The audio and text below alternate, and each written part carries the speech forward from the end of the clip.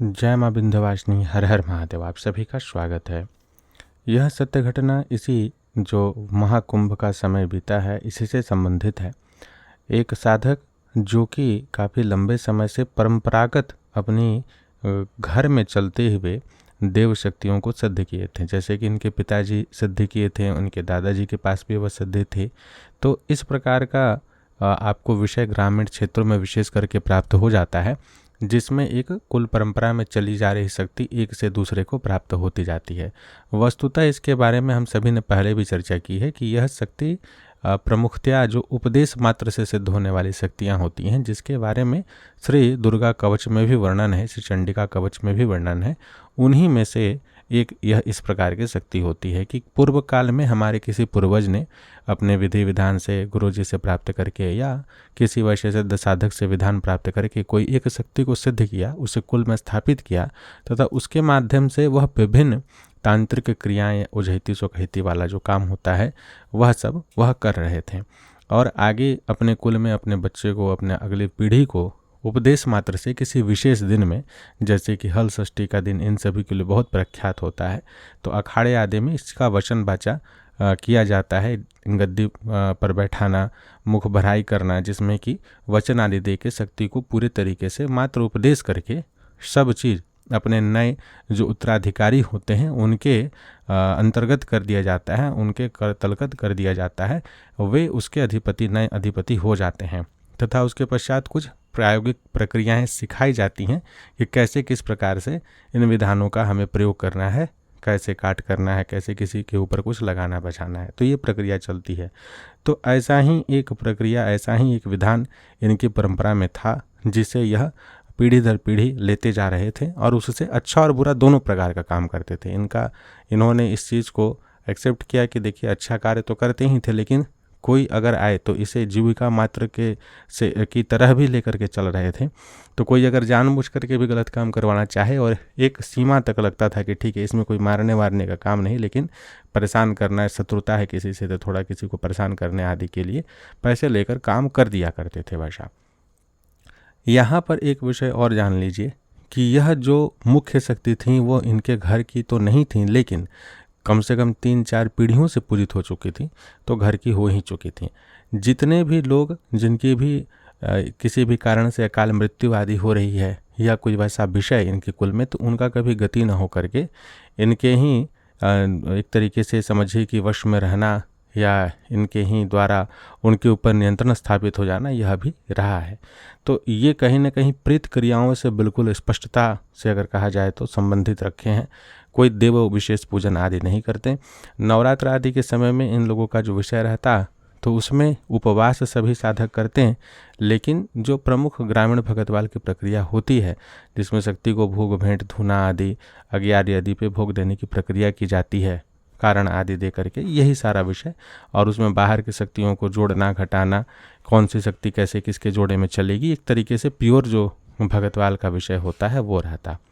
इसमें देवी देवताओं के आन तो चलते, साबर मंत्र तो चलते, लेकिन जब काम करवाने का विषय आता तो उसमें जो है यही मूल प्रक्रियाओं का सहयोग लिया जाता था। तो इसी प्रकार से ये सभी कुछ चल रहा था। कुंभ के समय में इस बार चूँकि कुंभ का लेकर के बहुत बड़ा कहीं ना कहीं मीडिया में पूरा विषय उपस्थित रहा, सोशल मीडिया पे भी बहुत रहा, तो लोग कहीं आकर्षित होकर के जाने लगते थे, जाते भी, गए भी। तो इनमें भी यह विषय आया कि हमें भी कुंभ जाके स्नान कर लेना चाहिए। जब कुंभ स्नान के निमित्त यह विषय बना रहे थे, अपने विषयों के ऊपर चर्चा कर रहे थे घर में, तब इनके द्वारा जो यह वचन ली गई शक्ति थी वो बड़ी प्रसन्नता से कहीं कि बिल्कुल कुंभ हम सभी को ले करके चलो। ले जाने का जो विधि विधान होता है वो भी इन्हें बताया गया।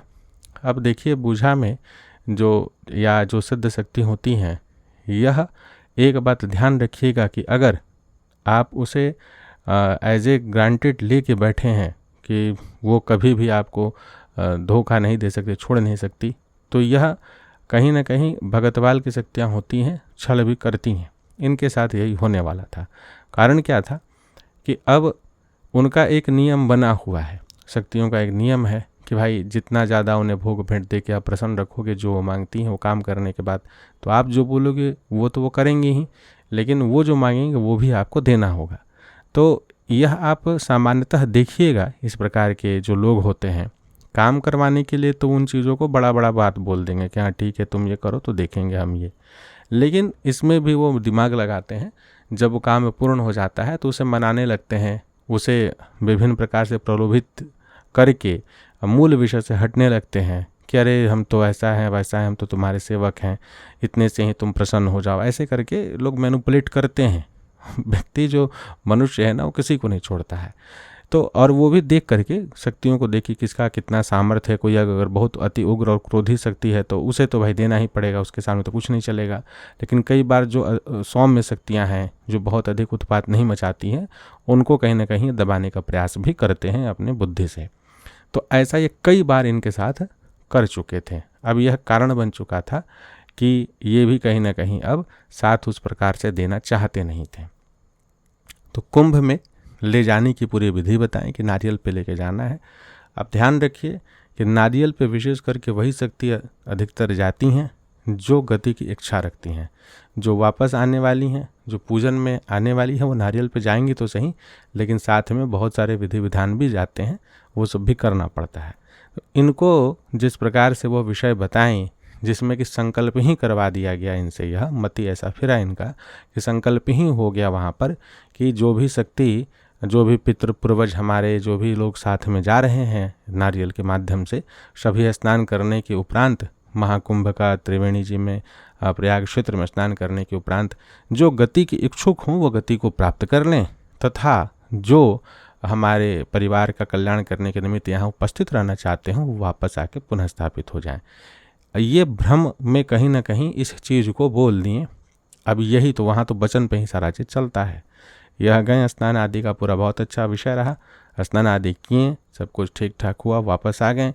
जब ये वापस आना शुरू किए वहाँ से स्नान आदि के पश्चात, तो वहीं से देखिए जो सिद्ध करके रखते हैं कहीं ना कहीं स्वर्ण सिद्धि होती है, सुनने की क्षमता होती है। शक्ति जब आवाज़ देती है, ये बात करते हैं तो सूक्ष्म जो कर्ण है सुनने की, जो स्वर्ण इंद्रियां हैं वो उसे सुन पाती हैं। किसी के विषय में वो कुछ बताते हैं तो वो सिद्ध की गई चीज़ जो है वह कान में बोलेंगी तो सुनाई देगा। तो कुछ ऐसा विषय हो रहा था, होना चाहिए था, जो कि वहाँ होना बंद हो गया। जब कुंभ में स्नान पूर्ण हुआ उसके पश्चात होना बंद हो गया और थोड़ा तो चिंतित हुए कि क्या हो रहा है। घर आकर के देखें, अपने जो वर्तमान समय के बुजुर्ग साधक जो गुरु थे उनसे उन्होंने पूछा, तब पता चला कि वो शक्ति जो है साथ छोड़ चुकी हैं, साथ छोड़ के वो जा चुकी हैं, वो अब यहाँ उपस्थित ही नहीं है। तो इसके पीछे का कारण भी समझ में आया, तब दिमाग खुला कि हमने तो ऐसा कह दिया था। तो कुंभ में और त्रिवेणी जी में या गंगा जी में जब कोई ऐसे विशेष तिथियों में स्नान आदि करते हैं और इस प्रकार की क्षुद्र शक्तियों को बंधन में लेकर के रखे हैं और वो अगर प्रसन्न नहीं है, वो निवृत्ति चाहती हैं, तो वो भी मुक्ति को प्राप्त कर सकती हैं। यह भी एक सत्य विषय है। तो आशा करते हैं कि आज के इस वीडियो से आप सभी कुछ नया सीखे होंगे, एक नया अनुभव आप सभी के निमित्त था। जय मां विंध्यवासिनी, हर हर महादेव।